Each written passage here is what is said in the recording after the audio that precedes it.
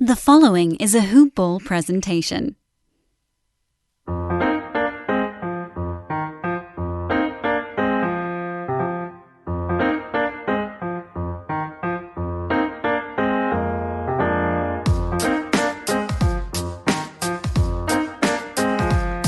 Ballers! Welcome back to another episode of Today in Sports Betting. It is 3 o'clock on Thursday on the Eastern Seaboard. My name is Ira Silver, your host for today's episode at Ira Silver Magic on Twitter.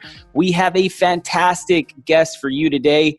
He is one of the premier radio hosts in Philadelphia. Before we say hello to him, as always, our podcast is brought to you by Manscaped.com. Go over there, check out the new and improved Lawnmower 3.0 with their water-resistant technology. Go type in the promo code HoopBall20, that's HOOPBALL20 at Manscaped.com. Get 20% off and free shipping. I love mine. It's a fantastic product. You should go check one out. And our guest today, without further ado, Eytan Shander. Eytan, what's up, buddy? How are you? I'm well, Ira. What's happening, brother? Life is good up here in Philly, even before a bad football team plays another bad football team. But no complaints, man. I appreciate the kind words, and it's a pleasure to be on with you. Yeah, it's going to be a fun episode. I mean, listen, I know you're from Philly, and the weather's about to get cold. But listen, I'm down in Miami, and the weather's about to get beautiful. So if you ever make your way down here, we got to link up and grab some drinks and watch some football. Absolutely, my friend. I'm definitely going to take you up on that. As soon as I can get the hell out of this state, I'm there. Trust me. All right. Well, so before we go ahead and break down some games for tonight and for the weekend in the NFL, just want to go ahead and ask you a couple questions. Maybe tell listeners a little bit about who you are, how you got started in the industry, and how you kind of worked your way up to today where you host all these shows. And, I personally – I come on as a guest on Tuesday nights. Yep. I've been red hot with my NFL picks, thank God, and we'll try to keep it going from here on out. But, yeah, tell the listeners if they don't know you, who you are and what you do. Well, I've been fortunate enough to be bounced around in radio now for since 2004, so year 16 for me now. And I think the biggest thing has just been availability, just being around and being available. And I know it's tough because some people get in and they've got families and they've got other responsibilities, but I got in, I'm 24 years old, right out of Gettysburg College. Well, a couple of years out of Gettysburg College. And I was working for a music label down in Washington, D.C. So I was working with this smaller label in D.C. and all of my friends from school, I've been in Philly forever, even through school. So it's kind of like, I wanted to get back to Philadelphia. So I basically convinced them to have me do a satellite version of the radio company and the label, if you will, up here in Philadelphia. That was my job, was to move up to Philly and create this label. Well, as it went, a lot of times, even bigger labels, they go up, they go down, the thing burst immediately. So I found myself in Philly with no infrastructure of anybody down in DC working at a warehouse in King of Prussia. And I heard, the broadcast and everything for schools and you can do this. So I went to this Connecticut School of Broadcasting up here, which turned out to be a big entry for me. And from there, it was kind of just all circumstance, Ira. It's crazy how it works. So I'm sitting in this class, and I'm there for 8 weeks. And, I've already gone to school and all. I have a philosophy degree from Gettysburg College. So I'm prepared for nothing in the real world. And I'm waiting. Exactly, right? It's amazing how scary it could be. It's cool when you're in school, but then all of a sudden you're out in the real world and you're like, shit, maybe I should have paid more attention in econ. But point being, I'm there. And I'm at this class, and it's towards the end, and they do a good job. I hate to use the term scare, but they do a good job of kind of scaring you in the real world, being like, look, we could only open up doors for you, but you still have to go in there. You have to interview. You have to sound like a competent human being. You can't just expect that since you went here, you're going to get a job. So lo and behold, my sports instructor went down to Atlantic City, because we're in Philly, and got, or at least tried to get, and applied for a job to host the afternoon drive show at the local sports station. Now we're talking about a small AM sports station. You couldn't hear it. It powers down at dusk. And he didn't get it. But what they did was tell him, hey, just ask anybody down up there if they want to be in promotions, if they want to work. So he came back and said, look, I didn't get this job, but they're asking for anybody as interns. And so I started there in Atlantic City, was driving from South Philly to AC, and just opened up a door where at that point, I'm 24 years old. I'm working with 19, 20-year-old interns who are just using this as an excuse to get through a college credit. Meanwhile, I'm like, shit, this is, towards the end of it. Sorry, I don't know if I can curse, so tell me if I can't. Oh, yeah, absolutely. Curse away. Okay. So I'm like, look, I don't know. I'm 24 years old. I can't convince my parents that, I need 2 or 3 more years to do this thing. If this thing doesn't pan out kind of right away, I'm screwed. And opportunity came, and the afternoon drive host, the guy who actually did get that job, not my instructor, turned out to be a good friend of mine now through working with him, Dan. And he looked at me and was like, look, dude, I need help. So at that point I was in, and that's all it was just 24 years old. I'm in. And all of a sudden I'm looking at this, like I'm working for promotions in the morning, setting up these gigantic inflatable cats and these other things for the music stations. And then they allow me to just work for free in the afternoon. So I was able to kind of split time, but it just went from there. And then Dan got hired in Princeton. He took me to Princeton. And then Princeton blew up and nobody could work there anymore. Even Dan had to leave. So he connected me with an old programmer of his, and I got a job producing in Nashville. And it was like, well, what do? Do I stay up here and hope and pray that I can be on one of these Philly stations? Or do you go down and take a risk and travel and move and see if you can get, build your way up? So I did that. I went to Nashville and I was there for 2 years, and I miss it every day. It's an amazing place. It's paradise. I was doing sports. I was producing a news talk show, but news talk isn't my thing. It was a conservative news station where I was the sports anchor and producer, and I just wanted to talk sports, man. So it got to a point where I was looking for work because I couldn't really advance in the sports station. They didn't have the money that the news talker did. So at that point, I was like, all right, let me see what I can get out here. And I found a job up in Columbus, Ohio. And now it's funny how different the stigma is of this conversation, because I used to tell this part and always been honest with everybody and tell this part, but there was always this stigma where now it's legal so many places. But I moved my, at the time, not current wife, but at the time fiance, and we uprooted everything from Nashville, and I went up to Columbus, Ohio. And this was a great gig, Ira. I was supposed to work with Kirk Herbstreit and Chris Spielman on this radio show. Yeah, I was the producer. There was a writer from the Columbus Dispatch who was the host. And those two guys were on the show. And the best part about it for me, selfishly, was that those guys, and Herbie and Spielman, I mean, they were working college and pro.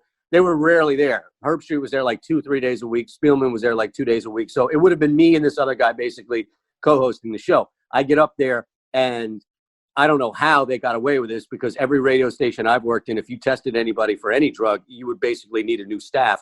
But of course, I popped positive for marijuana. And at that point, they don't hire me. So now I'm scared to death. And I'm like, shit, I just uprooted my, at the time, fiance, and no longer, with her and all. But it was, granted, it was a tense situation at home.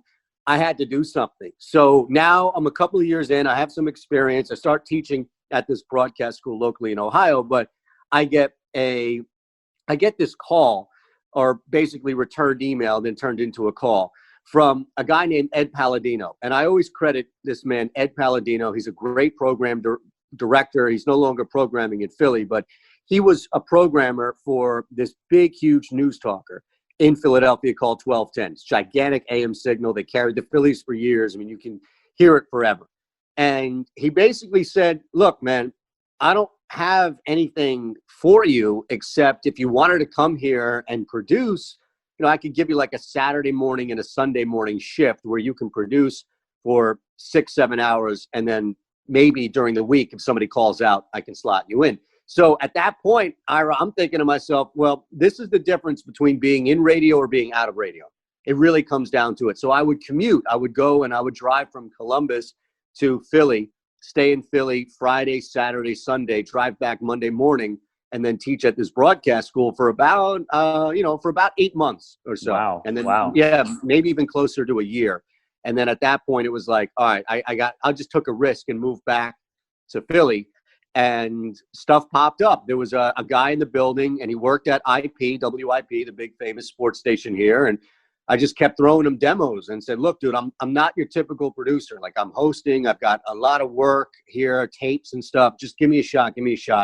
And then from there, it was producing, anchoring, hosting at Philly at IP. So that's really where it was like, okay, I've arrived. You know, like I've made it here. I'm on the air. This is a dream. Yeah, you went all in.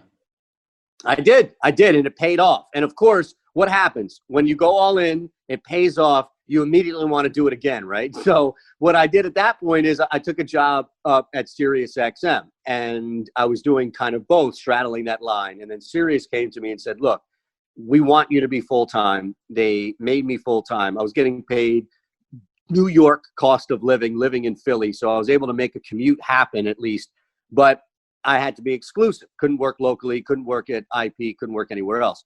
So I took the job there at Sirius, and I was there for about a year and a half. I loved it. It was amazing because I worked in a newsroom. I did the same thing, updates. I hosted for Mad Dog, so I was on with Russo, and he's just a maniac. Like, he's the best boss you could possibly have. So Sirius was awesome, man. You're in this huge newsroom and all these New Yorkers up there. And I'm originally from up there too, so I knew how to push the buttons. But it was awesome. Like, it was just a fun environment. And at that point, you know, it's more about all in, like make a bet, push all your chips in. So I did it again for the second time, and I took a big risk, and I went to NBC Sports Radio. And at that point, I always look back and think it's not a regret, because you never know how, if you stayed somewhere, things change. You know how it is when somebody says, well, if they only did this in the second quarter of a game, and you're like, yeah, but the life of that game makes a completely different shift after a couple of plays. So I can't say all things are equal with my past, but I didn't work well there. And it was me, it was everybody else. It wasn't a good mesh. Now I met some great people, still have some great relationships, and I don't regret it, but it didn't work out. That did not hit. That wasn't a bad beat or anything like that. It busted. So from there, I'm like, well, what do? I go back and I work for an old friend here, Matt Nahagan in Philadelphia, who's now out west doing great stuff in San Fran. But he brought me back, and he brought me on the other station, the Fanatic, and I was kind of just going back and forth there. And I was at the Fanatic for maybe 4 or 5 years or so. And then new management, new ownership came in. I kind of got pushed to the back. It's always how it goes, isn't it? And it is. And that's what happened. And I was like, all right, well, you know what? Screw this. And I was out there. And then from there, I've just been doing my own thing in Philly. And, you know, the show you come on every Tuesday night, it's a third radio station in Philly. And it's small, but we're growing because it's centered around sports betting. And we own that market in the radio world because the other two stations don't necessarily either know how to talk about it or care enough to talk about it. So that was a huge, huge move for me to be able to work with the iHeart station here. And then this new show with Philly Voice has just been plugging along and you know, trying to connect people. And I do this national show for Sports Map Radio, and we're trying to get it locally. So we kind of figured, well, Philly Voice is a big publication, and we connected, and now they syndicate the show. So there's local Philly elements, and then there's also national stuff. But I know that's a long ways, but that's kind of this crazy, topsy-turvy, windy road that I had to take. And I can't tell you how many times you look up and think, damn, this is it. Like, you hear about the stories of people either for budget or just because they stopped giving a shit or just because of somebody new came in and didn't like them. And you don't want to be the person who's out. Like, that's it. It's one thing to be out and still doing a podcast, still working, still doing other stuff. But, you know, remember, we're talking 2010, where a lot of that stuff was newer, and it was scary. But at the same time, I think a lot of that fear drove me, to be frank. It definitely did. You know, it's the fear of failure. And, you know, people out there, I'm sure you can as well. I'm what they call a Jewish dropout, right? Where there's no grad school. There's nothing like that. And I had a lot of people. I had my Israeli grandmother. I had my entire mom's family, which is, again, a bunch of great Jewish people from Jamaica, Queens. Radio, what the hell is this radio? So not that they were waiting. But again, like, it's not that they were waiting for me to fail. It's that they were waiting to tell me, we told you, you know, right, to validate. So it's crazy because there's a lot of that where I'm almost, now my mom and my dad, like, everybody's a supporter. Don't get me wrong. I don't want to paint it like they're, you know, counting the seconds, but there a lot of that was, you know, it's just basic conversations with my grandfather and being able to explain to him now, like, no, I'm actually making a little money now. Yes, I can pay my phone bill and stuff like this. So it's amazing what motivates you. Yeah, it's kind of like told my family about the podcast. They don't even, have they even listened? Who knows? I'm not sure. They just think, whatever he's doing a show, he's doing his, whatever he's doing. Maybe he'll go back to law school. Who knows, Right. So, exactly right. So I got the Jewish guilt too. I hear you. That's a great, listen, hopefully in 5-10 years, we can look back on this conversation. I'll tell you all about my story and where I ended up. So this is a nice little start here, but Eitan, let's jump into maybe some games and get some knowledge on some. Obviously tonight's game, we'll talk a little bit about your Eagles here. So maybe you can shed some light on what you expect for tonight. We got the New York Giants rolling into Philadelphia. Philadelphia -5 over under 44.5. Philly is shaded to -5 at -115 right now. Why don't you give us kind of your overall thoughts on the game, kind of your overall thoughts on the division, and do you see any value in this game? Well, I think the division is so bad, which makes it such an intriguing scenario to play out, especially because as crazy as it sounds to say, if the Giants win this game, they are in full contention to win the NFC East. Same scenario plays out if the Eagles lose this game, just because of how sketchy and just difficult it is to call things. Now, I think the biggest thing that's moved the line has been the concern about the Philadelphia Eagles injuries because of no Miles Sanders and no Zach Ertz. Now, granted, they get Deshaun Jackson and Lane Johnson back, but I can't tell you. The bet of the night is the over-under on how many plays Deshaun even is out there for. And Lane Johnson at this point, as much as I commend him for trying, and the numbers are really good for Carson Wentz when Lane plays, that's another scenario where he hasn't been able to finish games. And if that ankle acts up, then you're right back to whoever would have started in his place. And trust me, it's not even worth going down that list. The offensive line is so bad. So I think what's moved a lot of people and drawn some concerns about the Eagles tonight is the injuries.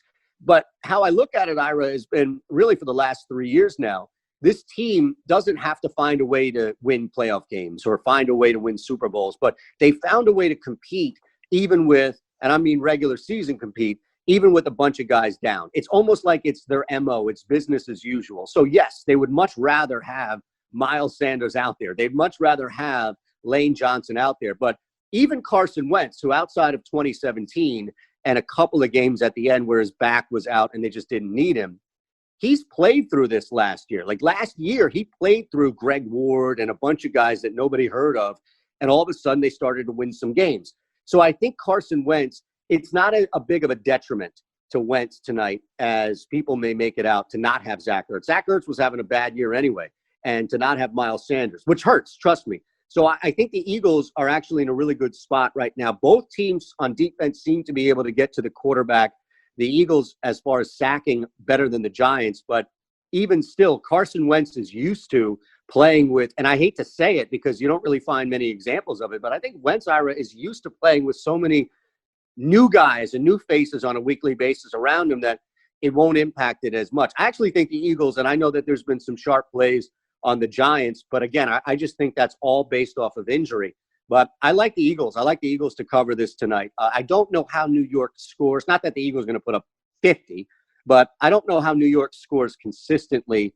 So I would tend to shade the under, especially at that 44.5. But it's crazy, man. I'm not buying this as a typical division game. And, for every for every trend that you can strain out, there's one trend that says, well, Doug Peterson, 5-0 Thursday night. And then there's another trend that says, well, the underdog is 5-0 against the spread. Like you can find 5 trends that are 5-0 for the Eagles, and you can find 5 trends that are 0-5 for the Eagles tonight. So I do think the Giants are just worse. I think that they're a touchdown worse. And that's just from, look, they're a 2-point conversion away from losing last week. And I don't know how much that win shines. So I like Philadelphia tonight. But back to your point about the division, it's such a mess that it doesn't even matter as far as a future standpoint at this point, who wins or loses tonight. But But it's just crazy. It seems like this injury bug hasn't left Philadelphia. It's been there for a long time. It's very, very interesting and weird to me. And I think that, the Eagles, this new up and comer, Travis Fulgham, just ripping teams apart. Carson Wentz, listen, in my opinion, I think the Philadelphia Eagles made a mistake by getting rid of Nick Foles. That's just my personal opinion. I think he is the better quarterback out of the two, but Carson is used to playing in the situation where he's been hampered by injuries on his offensive and defensive side of the ball. I think that, yes, you're right. Zach Ertz has been having a bad season, so I don't think it's too much of a downgrade there. Alshon Jeffries will be out again. Again, he hasn't played a snap this year. No, and Deshaun Jackson's coming back, but who knows how many times he's going to get in the game. And you're right. Lane Johnson, Carson Wentz has been better with Lane Johnson in the game, but again, is he going to be on a snap count? I'm not really too sure about it. I agree with you here. And I was on this play on Monday night. Yeah, this past Monday. All the Sharpies were taking the Cowboys against the Cardinals. And I'm just like, I don't see it, man. I just don't see it. I'm all about the Cardinals. Give me the Cardinals all day against this Cowboys defense. Andy Dalton's not going to be as bad. He's not going to be that bad. It's not that big of a drop-off. Well, it was. It was. And this Cardinals defense, huge. And they got after him and they put pressure on him, granted. But he is definitely no Dak Prescott. I like the Philadelphia Eagles here tonight as well, minus the 5. Why don't we take another look at another game within the division and see if you have any thoughts, because this one is really head-scratching to me. And that's the Dallas Cowboys going into Washington, take on the football team. I don't get this one, Eitan. Maybe you can make heads or tails of it for me. I actually think I was on the Washington football team last week in my super contest, Circa Millions. Got there. Thank God that did. I went 5-0. It was fantastic. But this seems like a very weird line to me. Listen, I know Dalton didn't play well. I know this Cowboys team is in a huge mess right now with the coaching staff. Everyone, it's like mutiny. But at the end of the day, this Washington football team is not good. They have a good defensive front seven, but this Cowboys offense has so many playmakers. I just don't see this line being pick'em. I still think the Cowboys should be favored on the road here in Washington by at least a field goal. What are your thoughts here on this one? Yeah, it's surprising. It definitely is surprising that it's down to a pick'em. And as tempted as I am to just take Washington, because outside of that blown 2-point conversion, they didn't play horrific, or at least typically horrific. And you mentioned their defense, especially the front, has been playing well, even with a couple of guys banged up throughout. But it doesn't feel right. And I think a lot of that is because, if they're getting 3 points at home, then I think it's much easier to take Washington, feel confident about it. The quarterback is healthy. And again, it's merely a matter of how focused they are. But I think that might play into it. And again, I don't have any inside info to Dallas outside of the people I've talked to that cover that team say this is all true. And it's mutiny. It's mutiny out there. It is. They've given up on Mike Nolan. They don't listen to him anymore. So Mike McCarthy was the worst hire ever. I don't get it still terrible. To this day.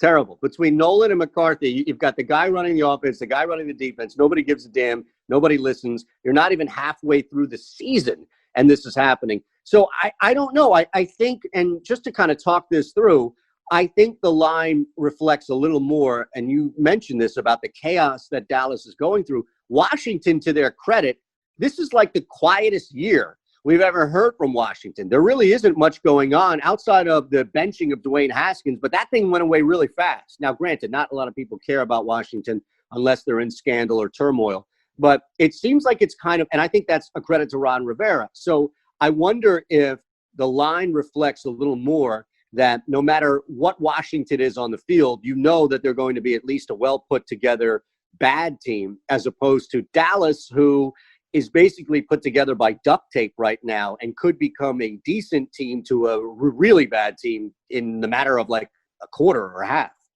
It's crazy out there. I do want to I want to get your opinion on this game since it's close to home for you.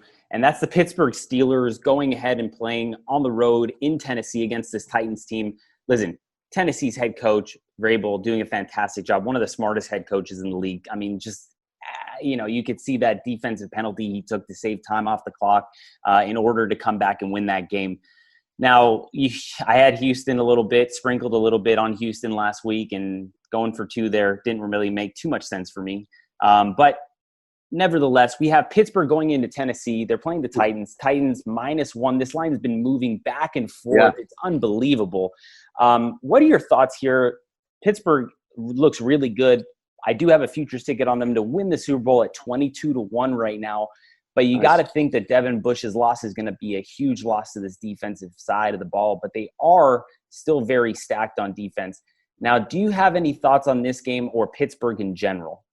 Yeah, I like Pittsburgh, and I think a lot of it has to do, as you mentioned, they've been able to really put some stuff together. It's a great futures pick, mind you. That's great value, too. Thank you. For them to win it. And think about it. I mean, Baltimore is not as convincing as they were last year. We've seen the Chiefs struggle to cover some big lines, and they know that they're susceptible. And Pittsburgh right now has, I think, the more trust. It's crazy to say this with Derrick Henry on a team, but Pittsburgh is the more trustworthy offense.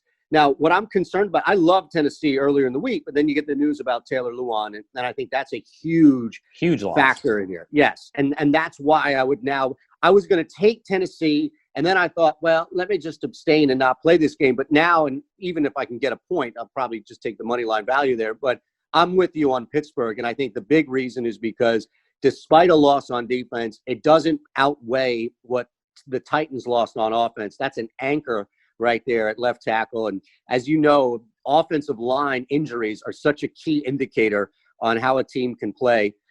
Man, look at Vegas, right? Like what they're going through now. So unbelievable. It's crazy what that could do to that game alone. Not having Lewan, I think is a big enough indicator or factor for me where I'd ride Pittsburgh on this, take them straight up to win it. And now as the road dog. And it's crazy how that moved a little bit.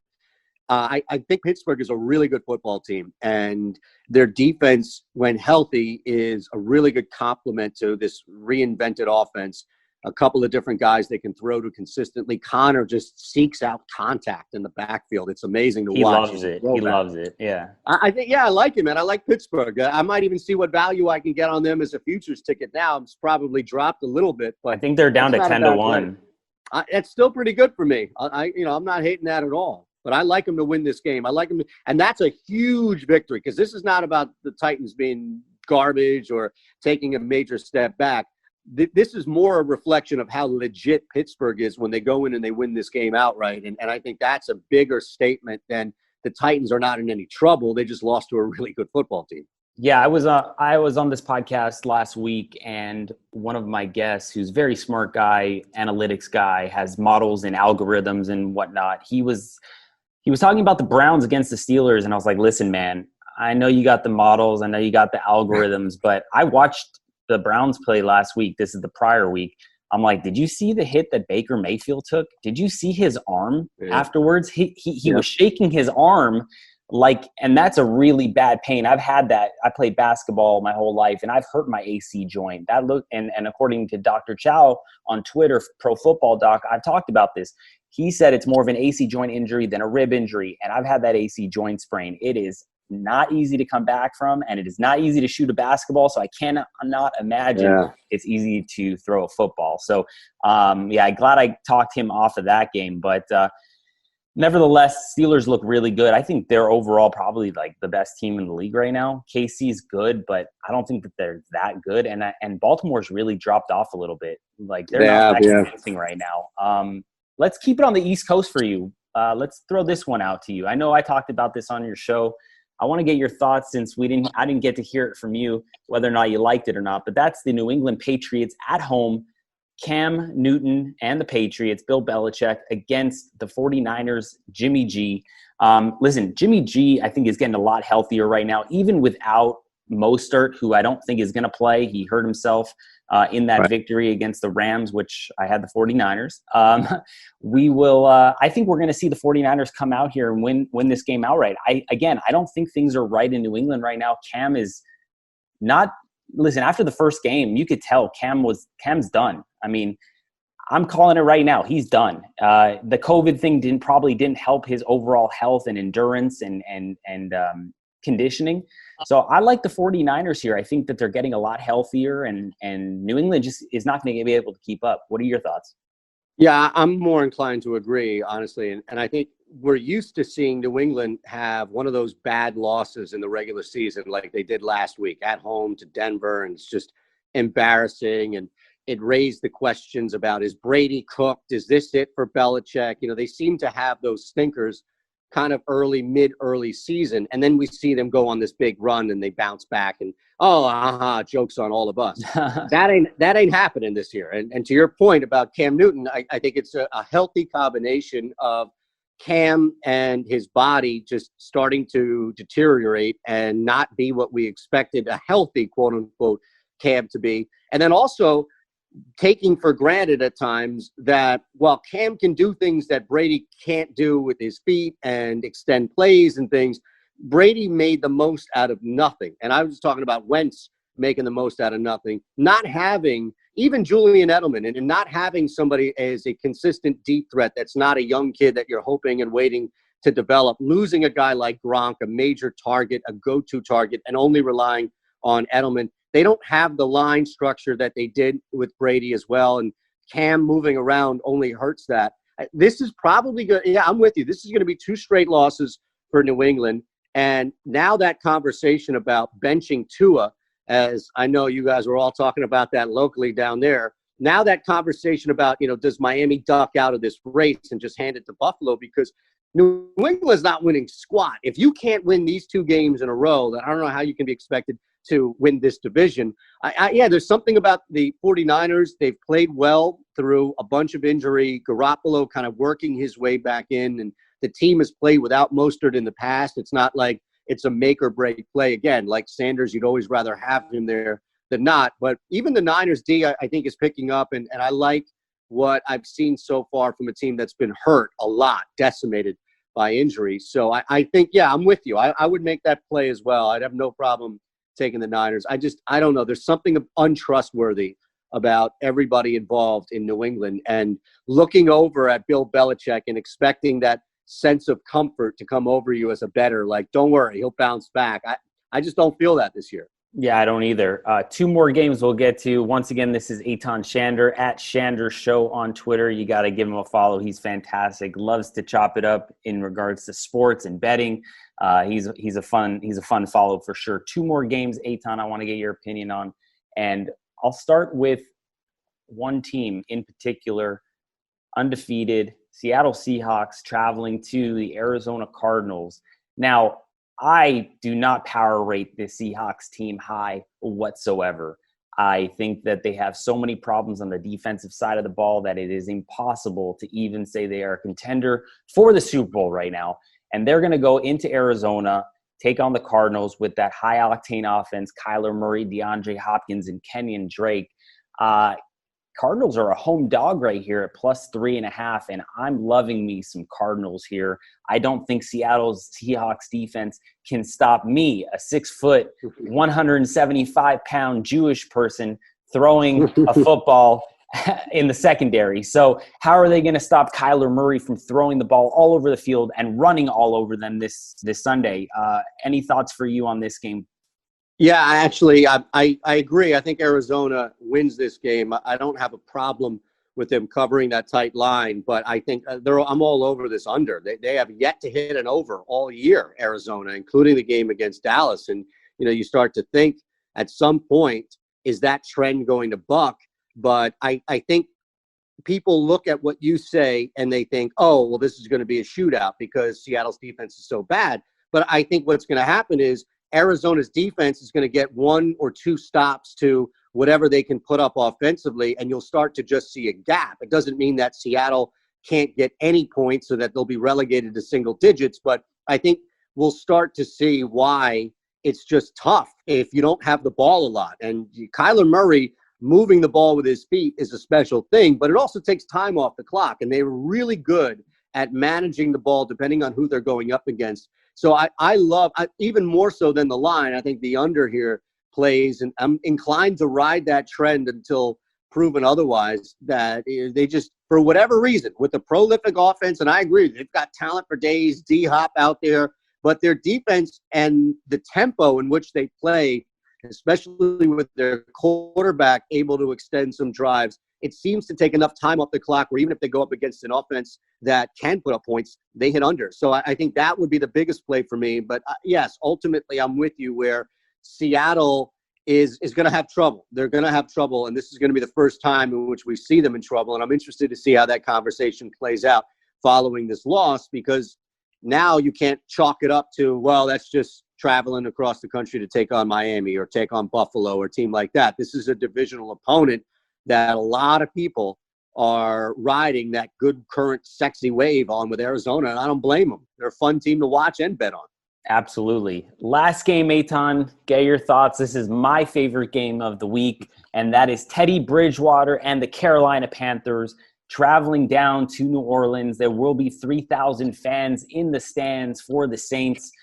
Bridgewater revenge game. Matt Rule, Joe Brady doing a great job in Carolina. Teddy Bridgewater is fantastic at covering the spreads in the NFL as a starter. I think this is just way too many points for this Carolina team. I know they're off a tough loss against the Bears. However, this Bears defense is pretty good. It's pretty special. It's almost as good as the 2018 Bears defense was. And on the flip side, Drew Brees doesn't look right to me. He looks inconsistent. His timing's off. Something's wrong with him. His noodle of an arm is it's past its expiration date there. And I think they'll be getting Michael Thomas back, but I still don't think it's going to be enough to cover 7.5. Any thoughts for you on this one? It's a big line. It really is. And Carolina going to New Orleans, having to cover that. I love the hook. And I think that's what saves me on this is it probably will be some sort of 6 to 7 point game, and just to have the ability of that hook and not push, especially if you're going to parlay or match that in a round robin, something along those lines. So I'm in on the hook, but if it was just at 7, I might stay away. Still probably lean towards Carolina. Anything under 7, I think it's just too big of a risk. I don't know. I don't think they win the game outright. Sounds like you don't think they win the game outright, but you just think that they cover the line, right? Yeah, I don't think. Yeah. I mean, listen, do they have a chance to win? Yeah, they definitely have a chance. But listen, 7.5 point underdog is not going to be an easy task to win a football game on the road. Not at all. But I think what happens a lot of times with these games is there's this big line, and then all of a sudden it's a tight game. And I wouldn't be shocked if after one or maybe heading into the half, it's either a 3-point game or maybe Carolina has the lead. It's one of these shockers like that. And then the Saints just outlast them. But, I think right now it's 7.5. That's a gigantic – it almost seems like in this season that hook is like an extra point at this time. So I'll take them. Yeah, I'll ride 7.5. If it drops to 7, I'd probably stay away more so than ride Carolina. But I cannot pass up that half point. And you're right about Bridgewater. He may not be lighting it up as far as touchdowns are concerned in the air, but that team, Mike Davis, they haven't missed a beat with Christian McCaffrey, as crazy as that is. So I'm with you, brother. I have no problem with the 7.5. Contracts for running backs are definitely going to go down with McCaffrey, with crazy. Mike Davis just inserting for Christian McCaffrey like that. But anyways, Eitan Shander, appreciate you coming on the show, man. Once again, this podcast is brought to you by Manscaped.com. Go over there, type in the promo code HoopBall20 for 20% off and free shipping. Eitan, thank you so much, and we hope to have you back at Shander Show on Twitter. He's a great follow. I recommend it, and hopefully we will have you on again soon. Anytime, Ira. Appreciate you, man. Thank you, and all the best. You too. Bye-bye.